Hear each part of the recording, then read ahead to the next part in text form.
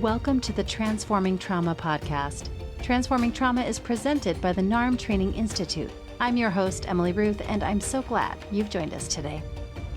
Hi, Transforming Trauma listeners. If you're a licensed mental health professional working with complex trauma and are interested in learning the neuroaffective relational model, we're excited to share with you about our upcoming NARM therapist trainings. The Level 2 NARM therapist training is a clinical training designed for licensed mental health professionals, current mental health graduate students, and active clinical interns and trainees, where you will get trained in a comprehensive developmental framework and clinical approach for resolving the long-term impacts of ACEs and C-PTSD. As you are learning and integrating NARM, you will receive individualized support from a team of skilled, passionate, and supportive trainers led by NARM senior faculty Brad Kammer.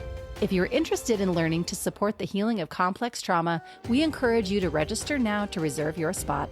For more information and to register, please visit www.narmtraining.com/schedule.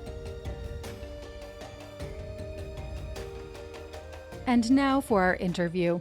Peter Monson is completing his clinical mental health counseling degree after switching careers from years in public service and nonprofit work. Peter specializes particularly in military, combat, and religious trauma work. Please enjoy this conversation with Peter Monson. All right. Welcome, Peter, to the podcast. It's great to have you here on Transforming Trauma. Thank you for having me. I'm honored to be here. Yeah. So I'd like if we could just hear from you a little bit about what you're hoping for listeners to get out of our conversation today. Yeah, I think if I could have listeners get anything, first it would be that anyone in the military, whoever they are, maybe especially from the trauma standpoint, that PTSD isn't just from kicking down doors and blowing stuff up. Right? There's lots of different ways to get it from the military, and it can come from outside of the military while you're in it and before the military. Okay. And I appreciate you naming that, because even folks who have not been in the military, all of us probably know someone who has been in the military at some point or had some kind of experience. So that's important for all of us to know and understand more about that. For sure. So can you tell us a little bit about you, where you grew up, the work that you're doing in the field of complex trauma?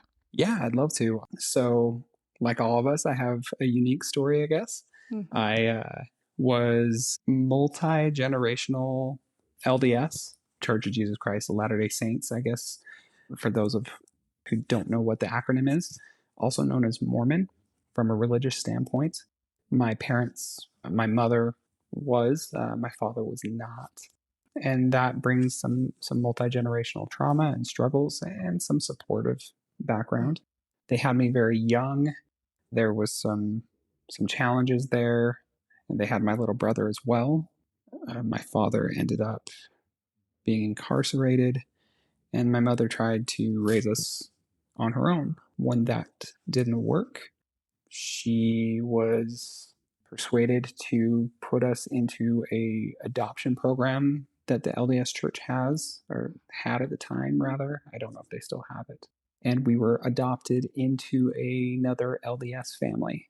And because of the traumas, psycho situations that were present in that family and in that set of parents, I underwent a lot of religious trauma, a lot of physical trauma, emotional trauma as a child that went undocumented, untreated, as did my brothers. I was lucky enough to be adopted with my younger brother, biological brother, into a family that had two sons, and so all of us brothers are close.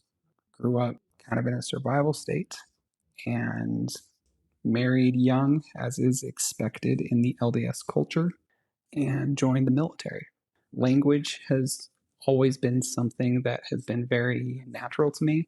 I can't do math to save my life, but I can talk to people. And it's also very much expected for young men in the LDS culture to go on what are called missions. And oftentimes those are international, so you pick up a language there too. So I had a couple languages under my belt that I was adept at, went into the military and did intelligence work. I was a human intelligence agent. I tested out of German and tested into Chinese Mandarin. And I became an interrogator and human intelligence agent, which is where I would go and get intelligence for special forces teams, gather that while undercover. And then the expectation of our job was to get it by any means possible, get it to the special forces teams, and they would do what they're known for doing. Then the somatic traits started popping up. And one day I fell in the middle of a field and had seizures at the height of my physical aptitude. Out of nowhere, I was 26, 27, and started having 12 to 15 seizures a day, grand mal, petite mal, and started taking me and my wife at the time down this road of looking at what does somatic response mean. I had another, job at the time, obviously with the military. She is a fantastic clinician. She is a doctor of physical therapy, and so she really got into things over the years. I went and did a master's in public administration, started working for the government, local, nonprofit, and she started looking at somatic, psychosomatic, as well as how it integrated into women's health. And one day came upon NARM, and NARM is kind of one of the things that has really changed a lot of things in her practice. And then when COVID hit, a lot of government stuff shut down, as a lot of folks are aware. And I was sitting at my cubicle saying, what am I doing with my life? I really miss doing something that I'm passionate about. And I said, I miss helping people, interacting with people. I don't necessarily want to do it in a way where I'm interrogating people anymore, but I do miss talking to them. So I could probably apply that in a better way. And I went back and got a second master's, or started on it. I'm finishing it up right now. So I started a clinical mental health counseling master's. And my wife at the time said, hey, NARM has been helping you. You should look into it. And NARM started there for me. So, wow. If I can just sort of pause there and just share my appreciation of like your shift from literally using your skills to talk to people in a sense of needing to interrogate them to switching to a field where you're really showing up to support. That really strikes me as an important part of your journey. I'm so curious about that. What your process was to decide to move into the field. We talk about trauma bringing up survival. And if I'm going to talk about my own shift, it was easier for me to be doing this kind of nasty interrogation spy work because it was that little boy who was trying to survive than it was trying to be a husband, trying to be a father, trying to be working out in communities, trying to grow them. So that shift really came from getting out of the military where those survival skills were no longer useful and saying, whoa, the world doesn't need this? Then how do I interact with the world again? And that really was the shift. It was a re-survival, if that's a term I could use. Yeah. Huh. Yeah. That's when I realized, okay, I need to stop being this really toxic person because the world doesn't need my toxicity. I don't need my toxicity. People I love don't need my toxicity. And that's also not to say that that's not with a lot of hard nights and hard conversations, right? It wasn't just me waking up one day and realizing it. That's it's a lot of tough situations. Mm-hmm. Wow. And so you're sharing as you're going through this personal shift, at what point did you decide to become trained in NARM? And was that, where in that, process was that decision for you? I go to a university online that is highly religious, and a lot of the schoolwork that they do is around religion. They help out veterans with the cost of the school, which is extremely kind of them, especially me being a disabled veteran. They give a great discount. However, they are very strict in what they do, and oftentimes the solution to the point at which your client reaches a stuck point of their trauma is, wow, you really got to turn them towards God. I was expressing this concern to peers who are clinicians, to my former spouse who's a clinician, and saying, hey, this doesn't seem right. There's got to be something internal, because religion can't be the solution to folks who aren't religious, or just to folks who are religious, but maybe religion hasn't done everything for them. Mm. And what modalities can I use? And that's really when NARM stood out as a practical culmination of different theories, of different modalities that could really be applicable. I really appreciate that, because I think, something I've heard from other clinicians who are practicing NARM is this idea that there's space for that, if that's what the client is wanting and needing. And they may journey their way to that, but that's not our job as a clinician to direct them in that way if that's not where their agency leads them to go. So I'm just really appreciating your, that as a, being still in school, that you were already asking these questions of like, something about this doesn't feel right. Something about this doesn't feel aligned with really supporting the client where they're at. Yeah. Yeah. Well, and, especially in the community that I live and the culture that I grew up in, there are a lot of people who are transitioning out of religion, and there's a lot of people who are trying to find their space within their religion, and really redefine what it means to be spiritual or religious and deal with their traumas. And NARM seems to give them that space, whether they want to stay in or go out. So, yeah. Oh, that's so beautiful. So I'm wondering, you mentioned that you're finishing up school now, and so I wonder if you're in a clinical setting, I'm guessing, and how do you see yourself using NARM now with clients? I work in a facility that I absolutely adore. It is part of Salt Lake Behavioral Health. It is a program called Strong Hope, and what they do is they take folks from all over the country, all over the world, who are currently members of the military or recently veterans, and give them a space to kind of find a baseline when they've had a traumatic experience or are just really struggling. Come in to an inpatient setting and give them 30 days typically to stay inpatient, go through some really holistic therapeutic settings, and use modalities such as CBT, DBT, EMDR, rec therapy, group therapy, and really just give them the best treatment possible to find that emotional baseline so they can go back out and find the continuous care that they need. And I love that you're bringing NARM into that into that grouping of all those modalities that there's a place for, but also that you're bringing this lens and way of working with your patients. I have to say, and if there's anybody who's a student who's listening, I have not found a place with any of those modalities, any of the modalities that I've learned in school, where NARM doesn't fit kind of as like a glue in between the cracks, if that's a good analogy. Yeah, that's great. It just seems like the more I learn about Adler, the more I learn about, DBT, Linehan, the more I learn about CPT, the more I learn about EMDR, it's just like, oh, okay, I can see where, Brad said this.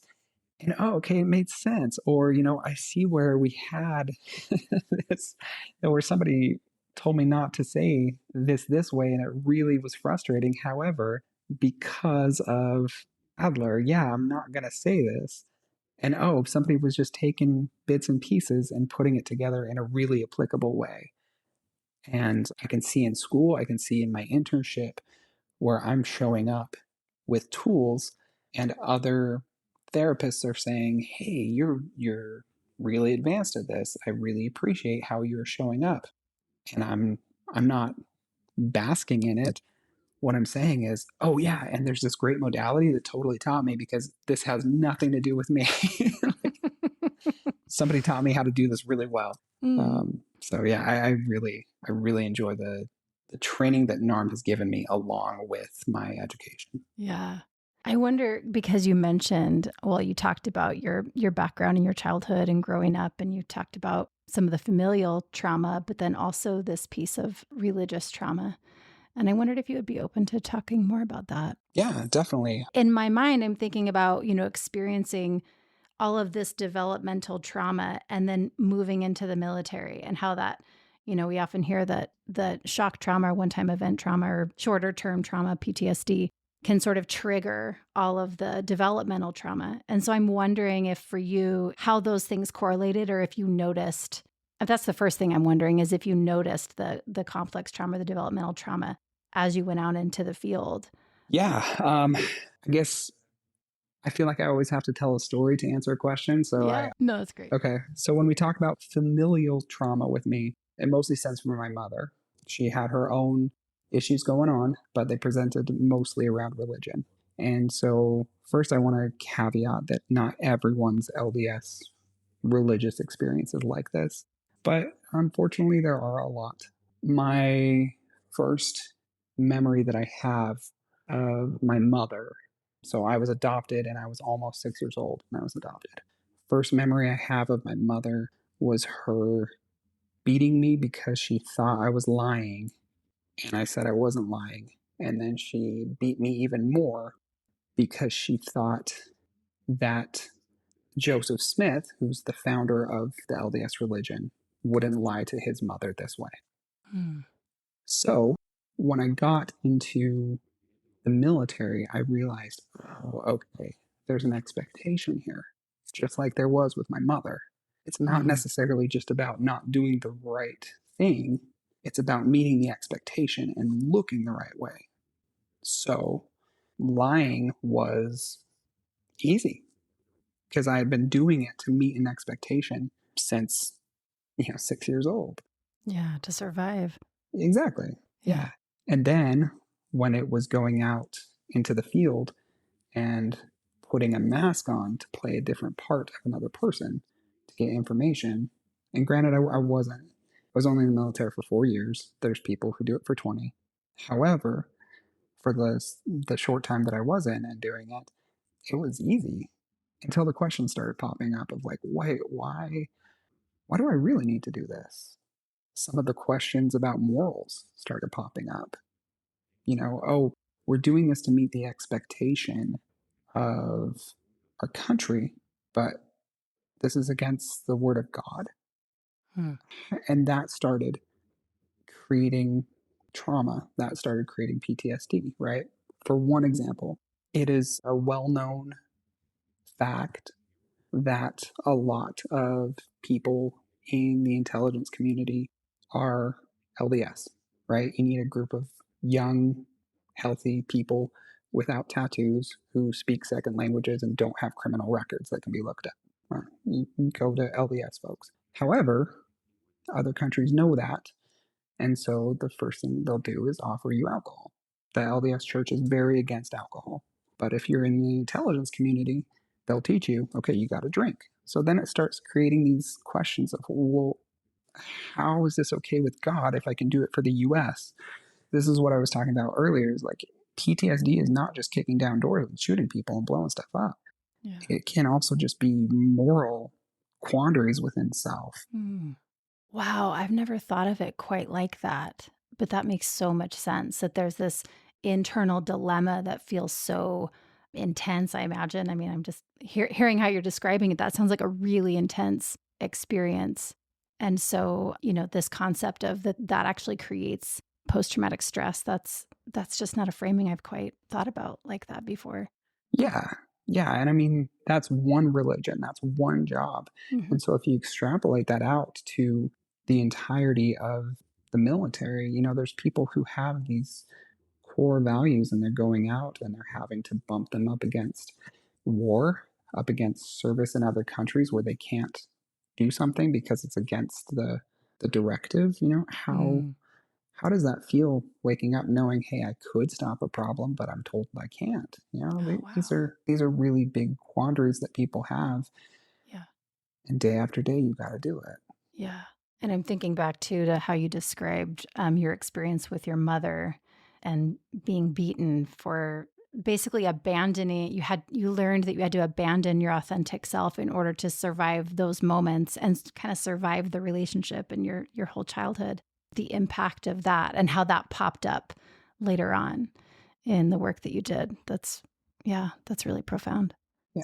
I think too, trying to fit in was a big one. Oftentimes, and again, I can only speak from my own experience. Oftentimes, there can be a lot of inauthentic hate that is expected. Oh, there's the enemy. Well, what does the enemy look like? We shouldn't we shouldn't accept people that look like this. We shouldn't accept people that talk like this. Like, I didn't think I was necessarily came into a scenario in the military where I cared about folks that looked or spoke or acted a certain way, right? However, I came out of the military not liking a certain group of people that I'd really never even met or interacted with. But it was, again, because of the expectation. It was the same in my religious childhood upbringing. There were certain groups of folks that I was told don't like those people. Don't like those people with tattoos. I have tattoos today, right? Like, I always wanted tattoos, but I always knew that those people were evil. It's just meeting an expectation that's implied on you can cause trauma as well, because it's like you said, the rejection of the authentic self. Yeah. And I'm just imagining, for you as a young man, and again, you said everyone's experience inside any religion is probably really different, but I'm imagining, being taught things like, God wants us to love people, but then this conflicting message that you're receiving of like, but not these people. don't Exactly. accept or hang out with these people because there's so I'm just kind of holding the dilemma there as a young man that you must have experienced too. Yeah. It's funny because, especially in the Western Judeo-Christian mindset of God that I had, which extrapolated out could have been a very great self-identification of myself, was God wants me to love everybody and be really kind to everybody. But God's really trying to meet an expectation, isn't he? Whose expectation? God's failing all the time because he never meets this expectation and he doesn't know what it is. God hates a lot of people and he doesn't even know why he hates them. Why would I worship this God? And then it goes into, well, why would I even love myself? Right. Because if I can't meet expectations, if I can't love myself because I can't meet the expectation because the expectation doesn't even exist because I don't even know what it is, then where am I even going to go in all of this? Yeah. Yeah, which really plays in pretty quickly to that, like the self-hatred, the self-shaming, the ways that we can show up as humans and reject ourselves. That kind of belief that I'm hearing you describe just fits really, really quickly into that piece of rejecting the self and hating the self. Very much so. Yeah. Well, and it makes it really tough too to get a contract because I see a lot of people say, well, I don't want anything because I don't deserve anything. Yeah. Because who am I? And I think that sometimes can be tough. And I asked Brad about that too multiple times when I was training with him and I got the opportunity to, was if someone doesn't even know themselves, why would they want anything? Mm-hmm. And so I think that's a really interesting question to ask too. Mm-hmm. Because if they don't want anything, then what are they looking for? And I think that's a tough question too, of how do you ask someone who's showing up to therapy, what do you want? I oftentimes ask, what do you not want? Or what would you want if you weren't you? Oh, wow. Huh. For folks listening who maybe aren't familiar with the terminology of the contract, can you describe what you're referring to? Because you just said it, you just named it. Of what is it that you're wanting? Yes. Yeah. I'm probably not going to define this as NARM would define it. However, the contract oftentimes between the clinician and the client can be when a client comes in to do work, it's what the client contracts to work towards, what they want to do to change in their life. And when that's identified, the clinician can provide the structure to help the client find their way there. Yeah. Which really just points to this whole piece of consent. Like, we want to make sure that we're working toward what it is the client is actually wanting, and that they're sharing that. So I appreciate you diving into that a little bit more. So if the client doesn't really even know themselves, how can they know what it is that they're wanting to be able to contract with us and share, in consent around what it is that they're wanting to work toward? That's a tough question. It sounds like a simple question, but most clients really struggle with that. And I think you're naming exactly why, because a lot of us don't know ourselves very well when we start this work. Yeah. Mm-hmm. Yeah. And I think it's tough, especially for those who have experienced some kind of religious trauma for the reason that God or gods are often representative of ourselves. Mm. And so when one is taught that the God is who you are and you no longer know the God, then not knowing the self becomes oftentimes very natural. Mm. Not knowing the self becomes natural. Wow. I wondered, because you mentioned earlier, or at least maybe it was just me kind of drawing some parallels around what you described as growing up in the church and then moving toward and working in a government setting, that there's kind of two organizations, that there's some overlap. These LDS missionaries kind of coming straight out of the mission field, it sounds like, and being plunked right down into a organization in the government. I'm just curious if, what... Do we go out 2 by 2 knocking doors and asking, hey, do you want to hear about the U.S. military? Yeah, kind of. I'm wondering, like, what similarities did you experience? And was that confusing at all? Did it feel somehow comforting? Yeah, there was tons of crossover. Yeah, you do go out 2 by 2s. You go out with a partner in my job. But I mean, you get a rigid schedule. You get short haircuts. You get told what to do. You get told when to wake up, when to eat. I mean, yeah, it's a lot of crossover. I think the biggest thing, though, and I've talked to other people who are still in and other people who have gotten out and are LDS or not LDS friends, and then we talk about this, wanting that brotherhood, wanting that family, wanting that place where we fit. And it was given to you, right? You earned it. You came in as nothing and you got something and you got it together. There was that trauma bonding. And then you got it together and they gave you a family and they gave you purpose. And I think that's why and again, speaking for myself, I think that's why when I got out and I realized that my community didn't need what I had, was so tough, was because I had a community that needed what I had. And I had a brotherhood and I had a purpose, just like when I did in the mission field, just like when I did in the military. And then I got out and I was like, oh, this is not the world that I was promised. And in my discussions with my fellow veterans, that's often a very similar feeling. It's just, I don't belong because all my family, all my, brothers and sisters are out in a world that I recognize and I don't recognize this one. And so community focused therapies and kind of injecting people back in can be super helpful to the psyche. Yeah, I've talked to a few clinicians who are working with NARM in groups, and I just have so much appreciation for exactly what you're naming, like that collective experience and really being with each other. And, the relationality, which is such a huge, that's the R in NARM, is the relational aspect. And so, yeah, I'm really appreciating this piece that you're talking about of sort of feeling out of the circle when we're, there's an ejection sort of from the group, and like the grief that comes with that and how traumatic that can be.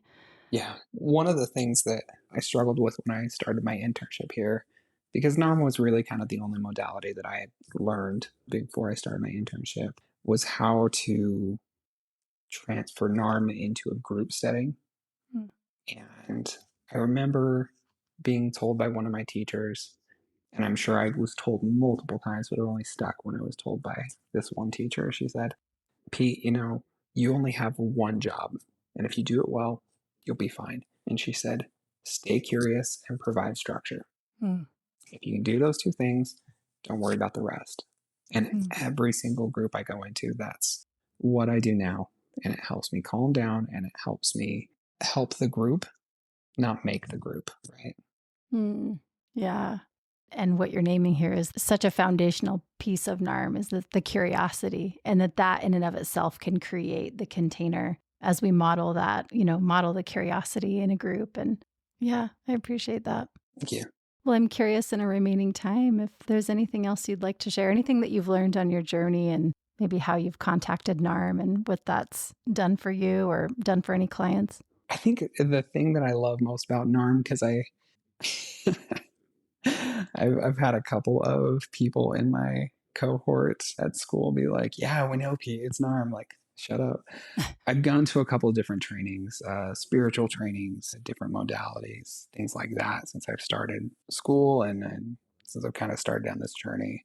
And I think the thing that I love most about NARM is that compared to other teachings, I don't really feel like there is a guru sense. I feel like NARM keeps the focus on the students, and it keeps it on the lessons. And to me, that's when I started kind of being my own NARM hype guy. So many of these other classes I went to, and there was always this little harem of people trying to get closer. The class would end, and then there'd be 5 or 6 people that would try and get closer to the teacher. And I was just like, okay, that's not for me. But NARM never had that feel. And so I think if somebody's considering taking NARM, the focus is on how NARM produces folks with the tools that they can go out and help people in the most effective and kind ways. And that was what I was looking for, and that's what I got. So yeah. I resonate with that so much. I really appreciated the humility, in my NARM trainings. I just always appreciated the humility of those at the front of the room.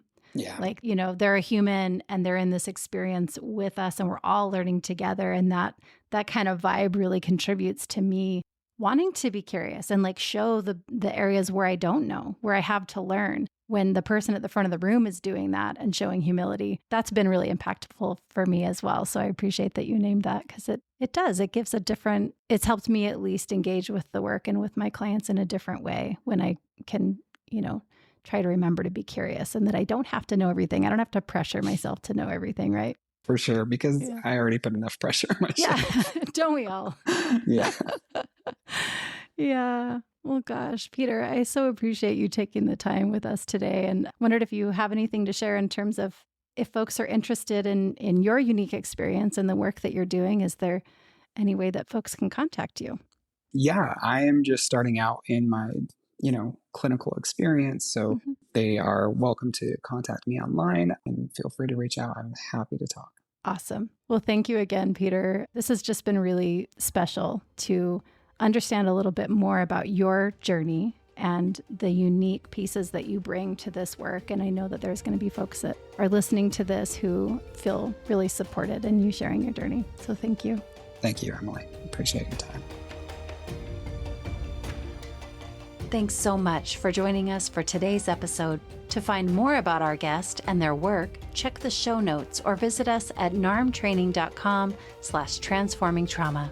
If you're a licensed mental health professional working with complex trauma, we're excited to share with you about our upcoming NARM therapist trainings. Level 2 training is a clinical training where you will get trained in a comprehensive developmental framework and clinical approach for resolving the long-term impacts of ACEs and C-PTSD. You will receive individualized support from a team of skilled and supportive trainers led by NARM senior faculty Brad Kammer. Learn more about this training or reserve your spot by visiting www.narmtraining.com/schedule.